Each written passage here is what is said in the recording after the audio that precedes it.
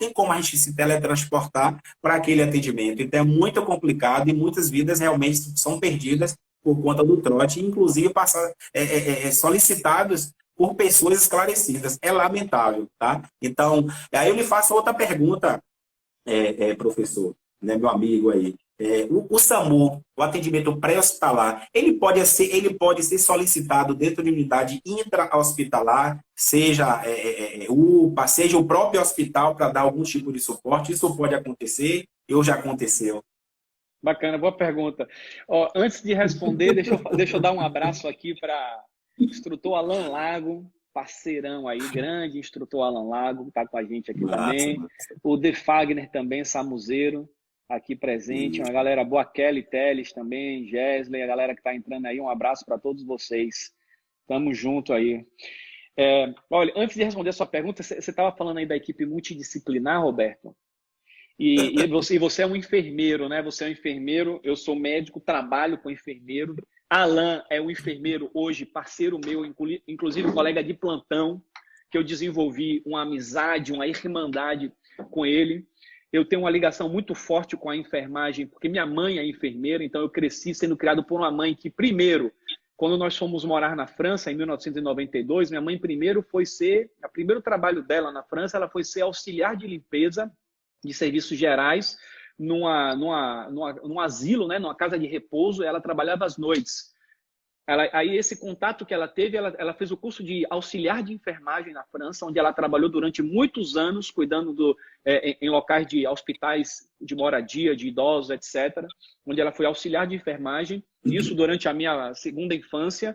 E depois, na minha fase de adolescência, minha mãe decidiu fazer enfermagem. Ela fez enfermagem e hoje ela é enfermeira, e eu tenho uma ligação muito forte com um respeito, muito carinho enorme por essa profissão e uma gratidão, porque quando eu era recém-formado, eu aprendi praticamente pré-hospitalar com os meus colegas enfermeiros, porque eu ia trabalhar com os colegas muito mais experientes e muito do que eu aprendi com pré-hospitalar foi com meus colegas enfermeiros, condutores de veículo de emergência, a galera com quem eu trabalhava no plantão, que é quem me ensinava as coisas, entendeu? E aí eu considero assim, eu faço uma analogia, eu já fui jogador de futebol, como você sabe aí, Roberto, eu faço uma analogia da equipe com o futebol, né? Como é que a equipe com o futebol é assim, ó, o futebol tem uma defesa, tem um meio de campo e tem um ataque, não é isso? A defesa é nossa segurança, é nossa garantia, para mim a defesa é o condutor, dentro do SAMU ali, o condutor é a defesa, é o cara que zela por nossa segurança, a forma de conduzir a ambulância, a cena. Então, o condutor é fundamental na peça da defesa. O ataque, eu considero que é o médico, o ataque, a equipe médica. Por quê? Porque é quem vai tomar a última decisão, muitas vezes, ali, de o diagnóstico, aquele procedimento invasivo, a conduta terapêutica e tal. E, para mim, a enfermagem é o meio de campo, rapaz. A enfermagem é aquele polivalente, é quem está ali trabalhando, conectando, é quem está conectando a defesa, o ataque. Tem momentos que a enfermagem é o background da defesa mesmo ali, tem momentos que a enfermagem, e aí eu incluo técnico de enfermagem, enfermeiro, está ali no ataque, muitas vezes fazendo seus próprios procedimentos a nível intermediário, suas indicações, fazendo um trabalho fantástico. Então, eu gosto de definir a enfermagem, eu sei que você defende muito essa campanha de valorização da enfermagem, como essa peça fundamental. Se a gente for olhar aí os grandes jogadores de futebol da história, nós temos grandes meios de campo aí que ficaram marcados aí, como o próprio Pelé, que era um meio de campo, mas que era um matador também, o Maradona, entre tantos, não é isso? Então, eu acho que a enfermagem tem esse papel fundamental, não só no APH, como eu acredito que em qualquer serviço de saúde, tá? Então, eu queria fazer esse adendo aqui nessa questão do time da enfermagem. E para não fugir da sua pergunta, Robertão, o SAMU na UPA, o que acontece, cara? Teoricamente, assim, bem teoricamente, não deveria ser esse o papel do SAMU. O SAMU é uma equipe móvel, de APH móvel. O atendimento pré-hospitalar existe o móvel e existe o fixo. Então, fixo, a UPA é um atendimento pré-hospitalar, porque não é um atendimento intra-hospitalar fixo. Teoricamente, o papel do SAMU é um serviço móvel, é um serviço que deveria, no meu entendimento, fazer o atendimento onde não há recurso de saúde. Então, o paciente que está na UPA, teoricamente, já deveria ter uma equipe constituída por médicos, enfermeiros, técnicos de enfermagem, toda a equipe interdisciplinar, qualificada para fazer o atendimento necessário. Aí o SAMU pode ser acionado, por exemplo, para fazer uma transferência de um doente que está na UPA, que precisa ir para um local de maior complexidade, como, por exemplo, um paciente precisa fazer uma angioplastia, um paciente precisa ir para um centro com recurso especializado, aí o SAMU poderia ir fazer essa transferência. Isso seria o teórico, né? O ideal, eu acredito, ou fazer o atendimento na rua. O que a gente vê na prática é que, muitas vezes, o SAMU é solicitado para dar um suporte na UPA para procedimentos que, às vezes, ou a UPA está sem o recurso físico no momento, sem o recurso material, ou sem o profissional qualificado, habilitado para aquele tipo de procedimento, porque por uma questão, às vezes, de falta de qualificação. Isso pode vir a acontecer. Ou pode vir a acontecer, eventualmente, também que uma UPA, de repente, solicite um apoio porque está com uma dificuldade, ou pode chegar a uma quantidade de pacientes grande, eventualmente. Mas eu acho que o papel do SAMU seria mais esse de atender na rua, em casa, fora dos ambientes de saúde, numa UBS, por exemplo, aí sim, uma unidade básica, um posto de saúde da família. Por mais que eu tenha um médico, eu não tenho uma sala vermelha, eu não tenho UTI, não tenho recurso. Então, o SAMU, teoricamente, o que ele está fazendo, mandando uma UTI móvel, é mandando um recurso avançado onde não tem. Na UPA deveria ter já esse recurso, então o SAMU não deveria, teoricamente, nem no hospital, a não ser... Agora, por que eu falo teoricamente? Porque na nossa realidade, a gente sabe que no interior e mesmo na capital tem muitos locais que às vezes não tem o recurso. E aí solicita o apoio do SAMU, que é um serviço que muitas vezes está muito bem equipado e às vezes melhor equipado do que muito serviço privado de APH, com equipamentos. Não é realidade em todos os locais, eu sei que tem SAMU do interior às vezes que tem falta de recurso, mas olhando pelo SAMU de Salvador, por exemplo, é um SAMU muito bem equipado. É um SAMU que dá claro, que dá sempre para melhorar, se a gente com o capitão americano, esqueci o nome do colega agora, um profissional fantástico, mostrando que a unidade deles lá, eles têm um botão que eles apertam, a maca sai sozinha, um botão que aperta, a maca desce sozinha da ambulância, o botão que aperta, solta a maca, entendeu? Tem tudo, tem prancha scoop, tem maca vácuo, que tem no SAMU também, tem tourniquet, tem tudo quanto é tipo de agente de controle de hemorragia, agente hemostático, etc. Então, claro que a gente pode melhorar, mas nós somos um APH em evolução. Se for olhar, nós surgimos há quanto tempo? Meio século atrás, 30 anos, 20 anos, SAMU 20 anos atrás, 15 anos atrás. Então, estamos passando por esse processo de aprimoramento.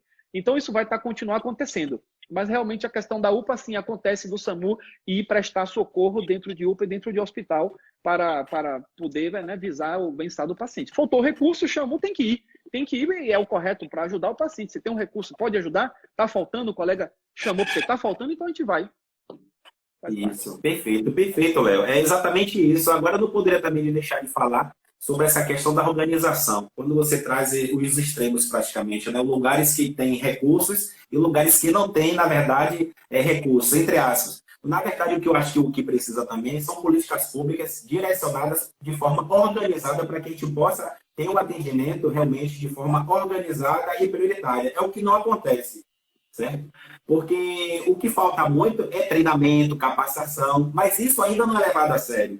Por que eu digo isso? Porque nós vivemos isso, essa história. Eu me lembro que em uma certa época, quando o SAMU começou a chegar e chegou a viralizar, e aí, uma certa época, a gente chegou no HGE, e aí chegamos lá com o paciente todo, né, envelopado praticamente, com o CAD, o paciente vítima de capotamento, e aí a equipe começou a dar risada, o que é isso, tal, e aí no vacilo que a gente deu lá, aí teve um cidadão que chegou lá, cortou o CAD, abriu todo, disse que era palhaçada, tal, e aí as coisas foram se ajustando, aí ficou naquela época, gente, calma, tal, e todo mundo dando risada, com aquela, olhando pra gente com aquela roupa, como se fosse uma roupa de astronauta, uma coisa, como se fosse um ET mesmo, e aí o tempo foi passando, as coisas foram se organizando, e aí essa mesma equipe, depois de um tempo, começou a cobrar. Por que as equipes estavam chegando sem a devida imobilização e começaram a fazer reclamação com a central do SAMU? Então, isso é fantástico. Isso mostra que nós precisamos estar abertos aos treinamentos, capacitação, e nós não podemos parar no tempo, achar que, de repente, o que eu aprendi é aquilo ali. Claro que o que você aprendeu lá no passado salvou muitas vidas.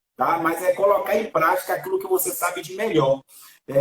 Claro, se a gente pudesse atualizar, porque o objetivo é esse aqui, inclusive nessa grande live de capacitação, de interesse da nossa categoria, da nossa enfermagem, e em especial também para aquele que não é oriundo da saúde, porque o atendimento hospitalar, como disse muito bem, professor Léo, ele acabou surgindo de uma forma que as pessoas foram se adaptando e depois foi se inserindo na área da saúde e depois foi se organizando. E hoje a gente tem uma coisa mais científica, não é uma coisa de oba-oba, uma coisa que alguém disse, você sabe de achismo, não, é científico mesmo. Claro que a gente vai usar isso de forma muito interessante, juntando esses atendimentos para hospitalar, porque a melhor equipe é aquela que está de plantão. A melhor situação é quem vai fazer essa avaliação é quem está na cena. Eu já fui para pelo menos, sei lá, uns 50 atendimento, por exemplo, acidente automobilístico, atendimento motociclístico, por exemplo, e eu digo a você que todos os atendimentos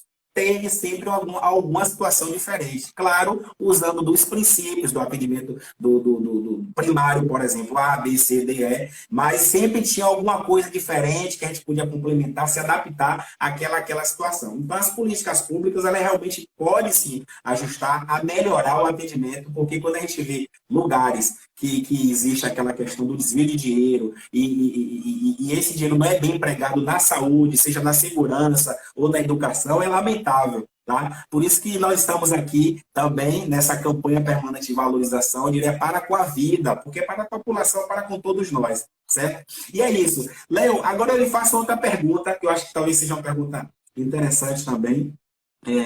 Lembra uma vez que a gente foi lá para João Pessoa fazer uma capacitação lá em João Pessoa? Se eu não me engano, foram quantas pessoas? Elas foram mais de, sei lá, 1.500, 2.000 pessoas. Né? A gente ficou tão cansado que a gente não conseguia. A gente ficou pela American Heart Association. Foi muito interessante, muito bom. E a gente estava ali, sabe? Naquele afã ali e para quem não conhece, gente, Léo também é cantor, viu? Ele é um super cantor, sabe? Aquelas músicas de Rony Iglesias mesmo, ele... Quando eles tentavam para poder cantar, todo mundo parava, meu pai. Então, era muito legal mesmo. Então, era um momento de diversão, de descontração. E é exatamente isso que a gente está trazendo isso aqui, tá?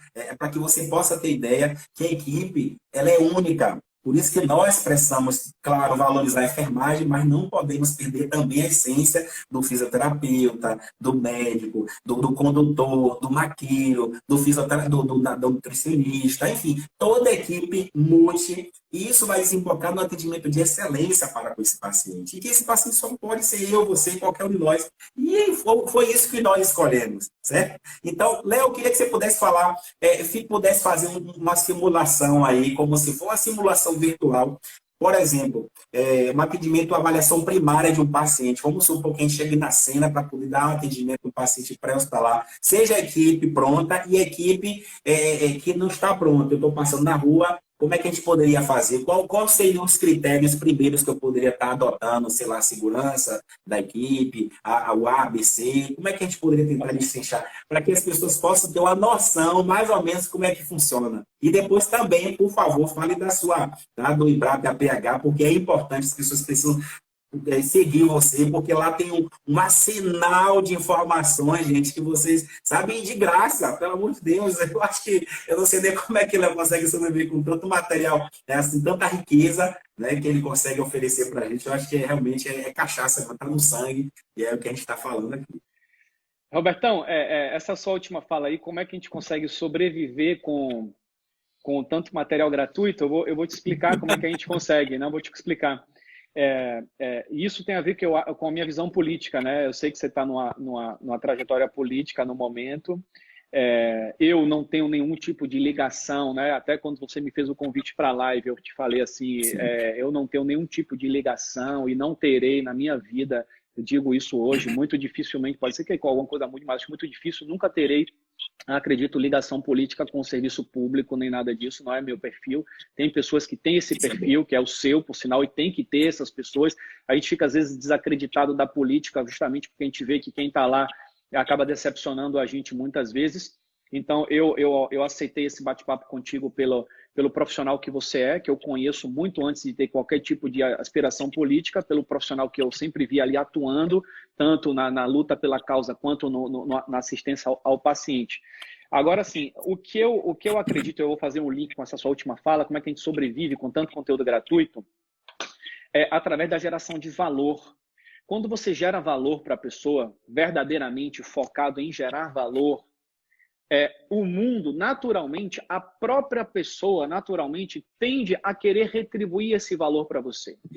É igual um relacionamento, cara. Você está num relacionamento esposo, esposa ali. Se você está preocupado no seu benefício no relacionamento e você busca sugar do outro para você, o outro ou vai buscar fazer a mesma coisa, e aí os dois se afastam, ou o outro simplesmente vai pular fora. Quando você foca, claro, em cuidar de si, para estar bem, para ter uma áurea boa, para ser uma pessoa inspiradora, uma pessoa agradável de estar ao lado porque você está bem, mas você busca cuidar do outro, gerando valor, procurando saber quais são as necessidades do outro, procurando entregar soluções para o outro, naturalmente esse outro vai buscar fazer o mesmo por você. Então, nós fazemos muitos e muitos conteúdos gratuitos no YouTube e nas redes sociais, etc. E os nossos alunos, e muitos deles, inclusive, estão aqui, por exemplo, que eu estou vendo aqui nos comentários, eles desenvolvem um sentimento de gratidão muito grande. E no momento que a gente lança um curso, que é um curso pago, que é o que sustenta a empresa e que dá o substrato para a empresa crescer e criar novos projetos, essa pessoa entende da seguinte forma: eu estou retribuindo essa gratidão que eu tenho. Se o conteúdo gratuito já me transformou, acredito que o conteúdo pago também vai me transformar e eu estou patrocinando um possível crescimento. Então, é um ambiente saudável de desenvolvimento e um ambiente de ganha-ganha. Então, eu acho que é essa forma que a gente tem que lidar. E eu estou falando isso porque eu faço isso no setor privado. O meu DNA está em trabalhar com empresa dessa forma, porém de uma forma sempre que é igual um relacionamento interpessoal. A mesma forma que eu trato a minha esposa filosoficamente, é a mesma forma que eu vou tratar o aluno que acompanha a gente nas redes sociais e meu aluno, meu cliente. A mesma forma, tem que ser um relacionamento de ganha-ganha a longo prazo. Eu quero que meu aluno ele esteja comigo daqui para o final da vida, sempre porque ele está recebendo muito valor que para ele pagar por isso, ele faz com prazer, assim como eu sou cliente de vários programas e funciona dessa forma. E aí, fazendo um link disso com a política eu acho que ela tem que ser baseada nessa questão também de geração de valor, né? E de geração de valor genuína, intrínseca. Geração de valor que está conectada com a essência verdadeira. E não uma geração de valor disfarçada de algo para poder recolher um benefício que é um voto para ser eleito e lá, uma vez que você foi eleito, você tentar recolher isso para um benefício pessoal ou do seu grupo. Então, eu acho que no momento que a gente foca verdadeiramente nessa essência e o pessoal, o povo, ele acaba reconhecendo essa essência, naturalmente você é um cara que eu sei que está plantando isso há muitos anos, antes mesmo de eu mesmo imaginar, tanto que para mim, quando você falou, se você é pré-candidato a vereador, para mim foi até uma surpresa, eu nunca imaginava, mas eu sabia que você tinha uma luta, eu sabia, assim como o Rogério Dourado, é uma pessoa, uma coisa, tem uma tia minha que não é vereadora, né? Mas se um dia ela de repente me falasse que queria entrar na política, eu ia falar, pô, realmente você tem um perfil, que é aquela pessoa que luta, que quer conversar, que quer correr atrás e tal, e eu vejo isso em você, vejo isso em Rogério, e assim. E aí, qual é o meu link, então, em relação a isso? Eu acho que a solução da política, Roberto, ela não está no vereador que a gente vai escolher, ela não está, eu vou dizer onde é que eu quero chegar, ela não está no deputado, não está no presidente. Porque enquanto a gente coloca o foco nisso, a gente está colocando o foco numa solução que vem de fora. E a solução ela tem que vir de dentro para fora. Ou seja, é a micropolítica. São as pequenas ações que você faz ao seu redor em busca do bem maior. E dentro dessas pequenas ações que você faz de dentro para fora, está também a escolha do seu representante, daquele que te representa e daquele que vai conseguir espalhar os seus valores, aqueles que têm a ver com os seus interesses, porque a política justamente são vários interesses que existem, é selecionar os representantes que democraticamente representem o máximo de interesses possíveis. Mas isso tem que vir sempre de dentro para fora, tem que vir sempre da pequena ação, da ação de como você trata, como você se trata, como você trata a sua esposa, como você trata seu marido, como você trata seus filhos, seus pais, seus clientes, seus colegas de trabalho, seus pacientes, os familiares dos pacientes. Isso que a única solução que a gente tem, no meu entendimento, para o país é essa. Então, política, para mim, não é política pública, é política privada, é política pessoal dentro de casa. É isso aí. E aí, o contexto público faz parte desse processo e você está nessa corrida aí. E eu espero que você tenha êxito, porque eu acredito na sua essência. Certo? Então, eu queria trazer esse conceito de micropolítica e isso tem a ver com como a gente se sustenta no IBRAP. Essa micropolítica de todos os dias, de Ludson aqui editando um vídeo, a gente postando isso de gerar valor em cada ação nossa, valor transformador que gera o resultado no final. E é isso que eu acredito que a gente precisa hoje trabalhar. Tá? Eu acabei querendo discorrer um pouco sobre esse assunto. E eu acabei que eu esqueci a outra pergunta. Gente, é isso aí, ó. Estamos aqui com uma super live, com uma grande pessoa, e eu tenho aprendido, eu digo o seguinte, Leleu, eu tenho 23 anos nessa profissão, e todos os dias eu aprendo, como eu tenho aprendido muito, não só com você, com vários outros colegas. O doutor Ivan Paiva, por exemplo, é uma inspiração para mim, não só como profissional, mas como pessoa também, certo? Mas pode complementar aí a sua. Mas eu queria falar também, mas o tempo aqui realmente é muito curto, mas vamos lá. Então, assim, a outra pergunta que você me fez foi uma questão técnica, né? De como atender o paciente ali que a gente encontra no pré-hospitalar. E existem duas grandes... É Márcio Coelho aí? Samu, Marcinho? Um abraço, Marcinho. Tamo junto. Ele não perde uma live, tá aqui colado com a gente. Esse aí é outro. Esse aí é outro que eu assino embaixo. Esse é outro que eu assino embaixo. A essência de Marcinho. Eu sou muito de ir pela essência, sabe, Robertão? Eu gosto de buscar enxergar a essência das pessoas, né?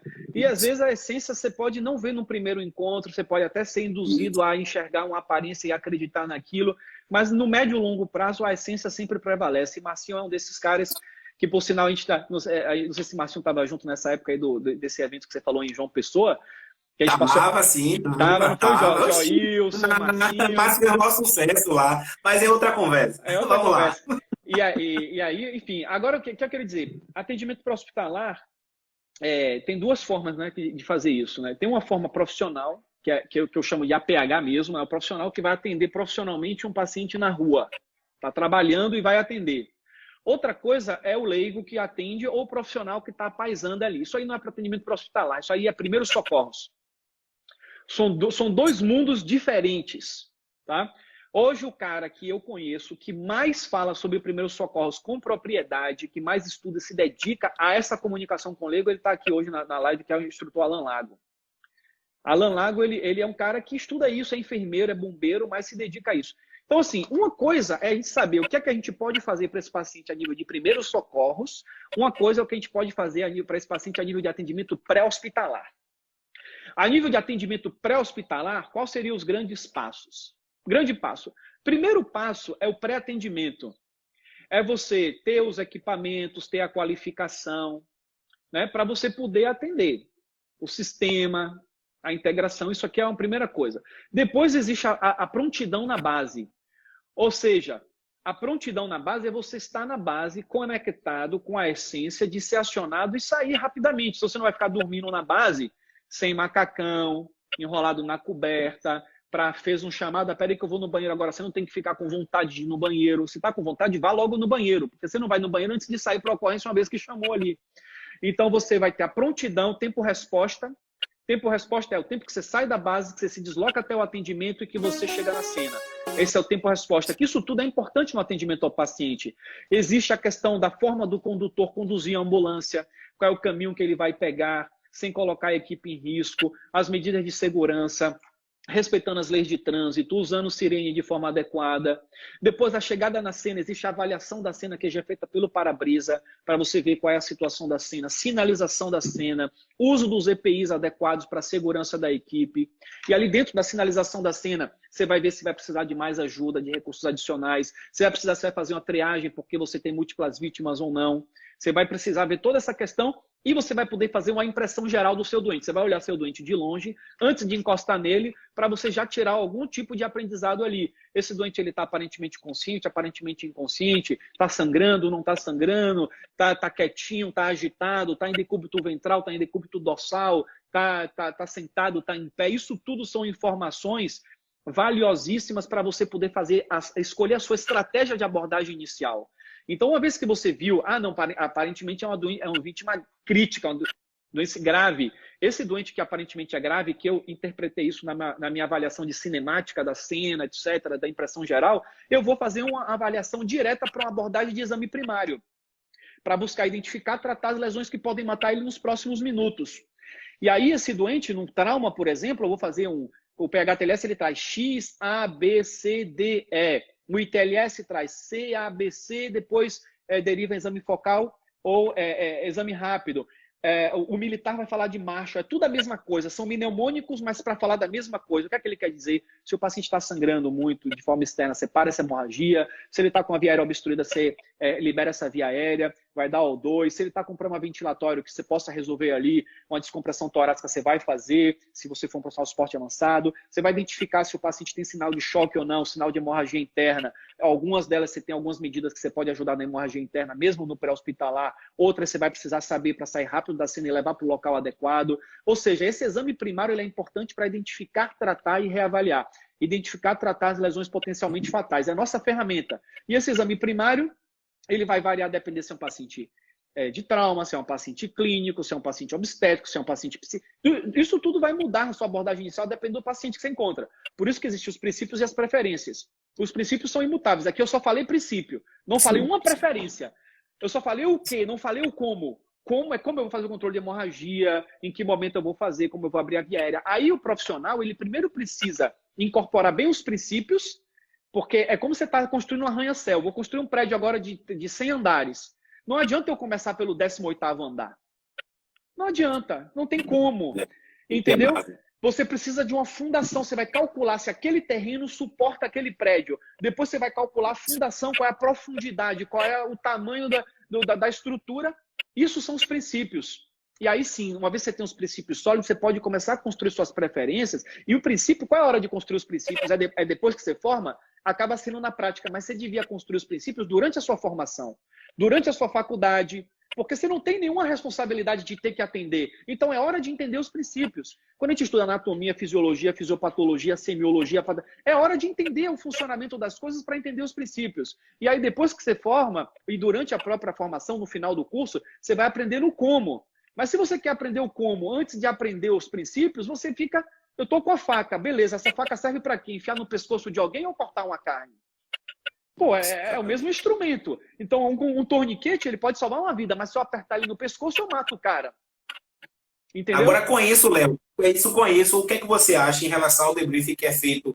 Pode ser feito antes ou pode ser feito depois de um atendimento, por exemplo, um pouco mais específico para os profissionais? É importante isso ou não? É fundamental. Tanto o briefing ele é antes, você está na base, você está se alinhado com sua equipe, você está estudando, você está treinando, você está praticando simulações na própria base, para não ficar dependendo. Não, eu não recebo formação. Peraí, você está com equipe multiprofissional, você tem equipamento, você está na base, sem plantão, pode treinar. Então esse briefing é importante. O briefing também no deslocamento, pessoal, passaram para a gente que é tal situação, vamos lembrar aqui cada um e tal. O ideal seria que as equipes fossem fixas, né? Trabalha sempre junto, igual o time de futebol, é sempre junto. O time está entrosado, já sabe, mas quando não é, a escala que muda, eu faço o meu briefing no deslocamento, faço todo o atendimento e no final do atendimento a gente faz um debriefing com o intuito da gente identificar os pontos de melhoria e a gente melhorar na próxima. Então, eu acho que é importante. E aí, nessa sequência de atendimento, aí existe a parte do exame secundário, depois o paciente está estável hemodinamicamente, que a gente vai buscar de forma mais minuciosa ali, uma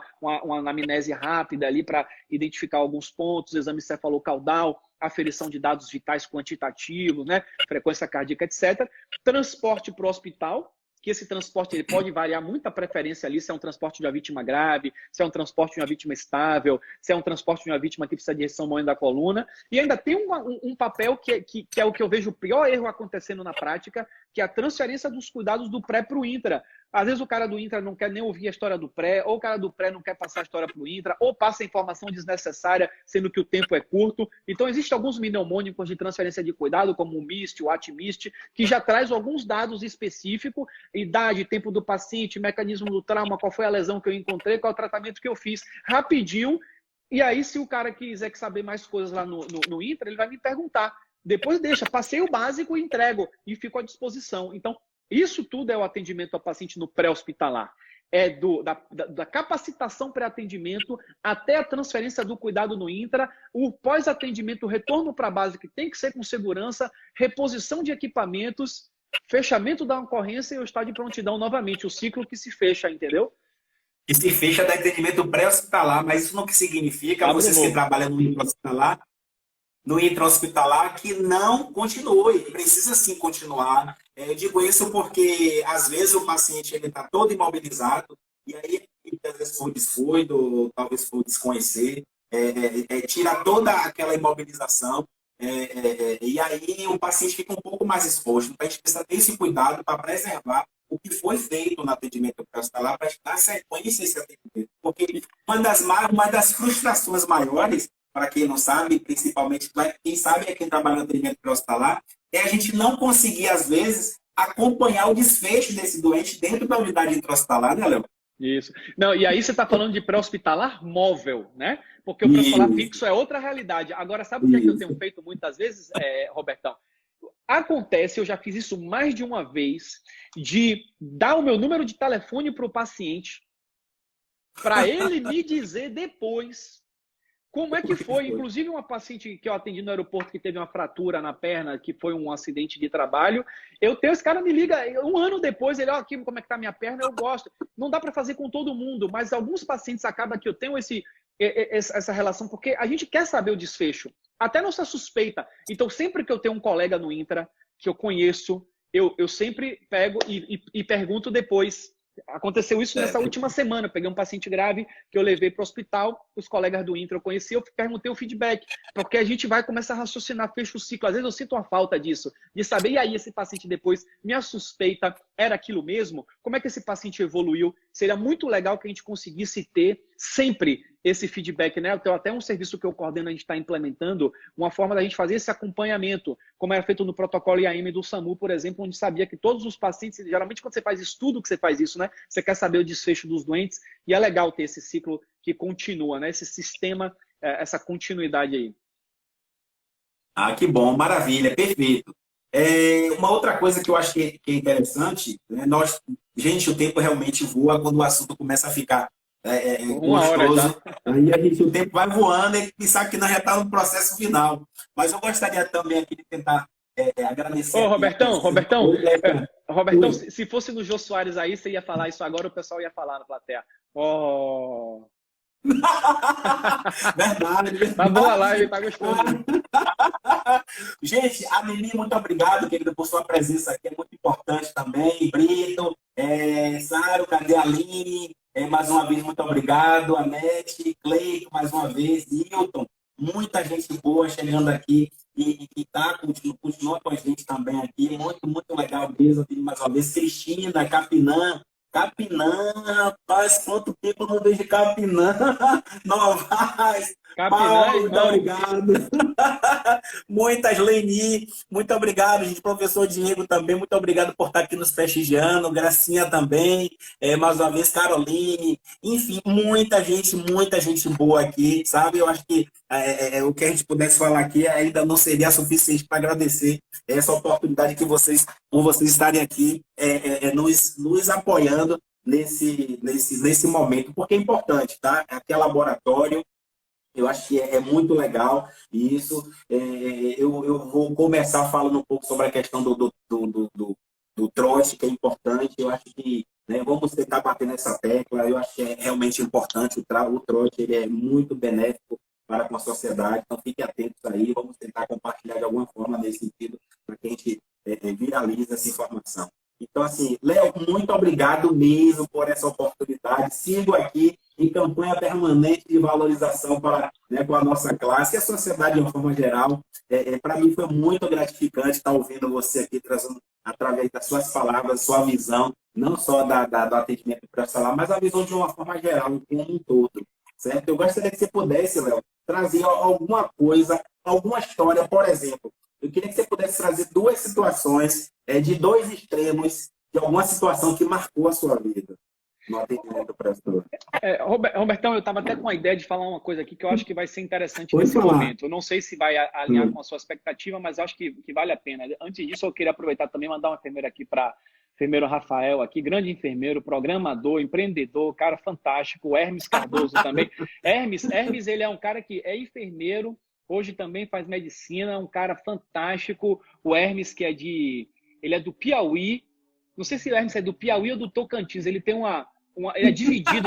ele é dividido entre, eu acho que ele é do Piauí, mas fez enfermagem no Tocantins, em Araguaína, e agora está fazendo medicina em Pedro Juan Cavalheiro, no Paraguai, na fronteira ali. Um cara parceiro também. O Iveson também, parceiro que está presente aqui com a gente. Mandar um abraço aqui pro Iveson, pro Cristiano Xavier, galera aqui, viu? Eu tô olhando aqui a galera que eu tô reconhecendo. Pode olhar, por favor, aí. Mas deixa eu falar uma coisa para você, Roberto, que eu acho que fica como mensagem final, acho que ficou uma mensagem bacana aqui, ó. Pessoal, nessa live, eu tô vendo a quantidade de participantes aqui. Roberto começou a live, tinha 2 pessoas, e ele estava falando como se tivesse 10 mil, como se tivesse 1 milhão, como se tivesse um Maracanã lotado, com a mesma intensidade e sem falar assim, sabe aquela live que você entra e aí tem 2, aí você fica assim, não, vamos ficar esperando aqui até ter mais gente. Vamos lá, mais 5, mais 10, mais 20. É os 2 que estavam ali? Não, tem que ficar esperando os outros também. Sendo que a live tinha um horário marcado e valorizando isso, eu achei fantástico, Roberto. E aí a live ficou com a média de 15, 20, 28 pessoas. E eu já fiz live pelo perfil do Ibrap, que é um perfil que tem quase 200 mil seguidores, e o Instagram, às vezes você faz uma live, ou ele não distribui, ele não avisa as pessoas que você está na live. No meu pessoal aqui tem 15 mil pessoas e foram 20. Mas eu quero dizer uma coisa para você em relação a esses números que aparecem aí. Roberto, eu fui criado, quando eu era criança, numa cidade que tinha 80 habitantes. Desses 80 habitantes, devia ter umas 20 crianças, 16 crianças. A escola primária, ela é a mesma sala, o mesmo professor para todas as crianças da alfabetização até a 4ª série. Era um professor só para todo mundo, isso na França, tá? Eu sei as minhas origens e naquela época de ausência de rede social, etc., a gente contava na mão as pessoas com quem a gente se relacionava, né? E eu tenho lembranças absolutamente incríveis e transformadoras dessa época. Quando a gente olha para a Bíblia, a gente vê que o Jesus Cristo ele tinha 12 apóstolos ali, né? Que ele tinha 12 seguidores, né? Inicialmente, e que isso se multiplicou. Então, assim, que eu faça uma live, uma palestra aqui para 500 pessoas, para 1000 pessoas, como já aconteceu, ou para 20 pessoas, para 15 pessoas, a intensidade, ela é exatamente idêntica, é a mesma, é o mesmo objetivo, porque o objetivo é transformar uma vida. Então, se tiver uma pessoa, se tiver um diálogo de 2 pessoas offline, sem câmera filmando, é a mesma intensidade, não interessa a quantidade de pessoas, o que interessa é a essência da transformação que você está implementando na vida de alguém. Então, se você conseguir, através da sua mensagem, Roberto, através da sua luta, através da valorização da enfermagem, transformar a vida de um enfermeiro, de 2 enfermeiros, esse é o objetivo, porque é aí a semente que ele vai poder buscar transformar a vida de mais um e essa corrente exponencial. Por isso que eu acredito que eu acredito na micropolítica. A micropolítica é para poucos, é de dentro para fora, é do seu. E a democracia ela foi criada como micropolítica, que perdemos essa visão. Mas a micropolítica é a política comunal, é de uma comuna, é de um vilarejo, é ali. E dali o representante para mais, e para mais, e para mais, e para mais. A política ela é de dentro para fora, nunca ao contrário. Hoje fica parecendo que o presidente é quem manda na gente. A gente não tem nada a ver com o presidente. O presidente é uma esfera que a gente não devia nem se preocupar. Mas o sistema está invertido. Então, a gente tem que voltar às origens. A política é dentro de casa. A política a relação que mais importa é a relação com sua esposa. Aí a gente esquece a importância da relação 1 a 1 com o filho, com a esposa, para ficar deslumbrado com quantos likes a gente vai receber na rede social de gente que a gente não conhece. É loucura isso, vamos esquecer. Esse número aqui não devia nem aparecer, não interessa. Eu adorei quando o Instagram chegou e tirou essa coisa de like, de não sei o que. Não interessa, não devia aparecer nem quantos seguidores as páginas têm. Porque a gente não devia fazer isso por números. A gente devia fazer isso por qualidade e pela transformação intrínseca que a gente está causando em cada uma das vidas que passam pela nossa trajetória. Isso que é o que interessa. É a minha lembrança da minha comuna de 80 habitantes. Entendeu? Então, parabéns pela sua luta. E vamos manter esse conceito de micropolítica. Se eu puder participar dessa discussão, que eu não tenho nada a ver essa discussão de política pública, a minha discussão é política individual.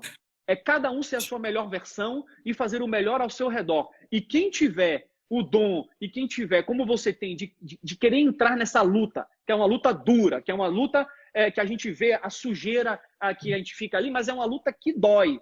O cara tem que ter muita coragem para pegar a essência e querer encarar isso para se tornar um representante do povo. E a gente precisa desses representantes. Então, por isso que eu estou aqui com a maior honra, não apoiando campanha, nada disso, porque eu estou fora de completamente qualquer coisa de política pública, mas apoiando você, Roberto, dentro dos seus projetos pessoais, que você vai poder estar contaminando as pessoas aí de forma positiva, contagiando positivamente as pessoas ao seu redor. E essa é a mensagem que eu queria deixar aqui para contribuir com esse momento.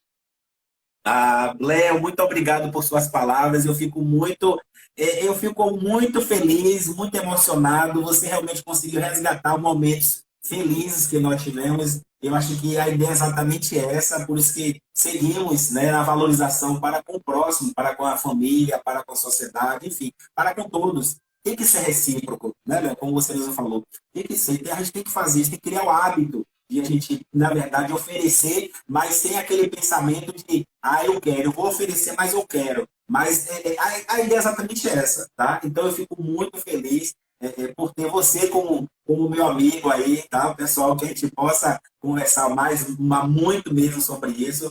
E você aí nas redes sociais, toda vez que eu vejo você, para mim é um motivo de orgulho e de grande satisfação. Gente, vamos ficar por aqui, porque realmente o tempo é muito curto. Poderia ficar o dia todo aqui, talvez a semana toda conversando com o nosso amigo Léo, porque realmente é muito, muito legal ouvir Léo aí, um super médico aí, grande referência no meio, na nossa classe, da saúde, para com as pessoas também, na família. E a ideia é exatamente essa.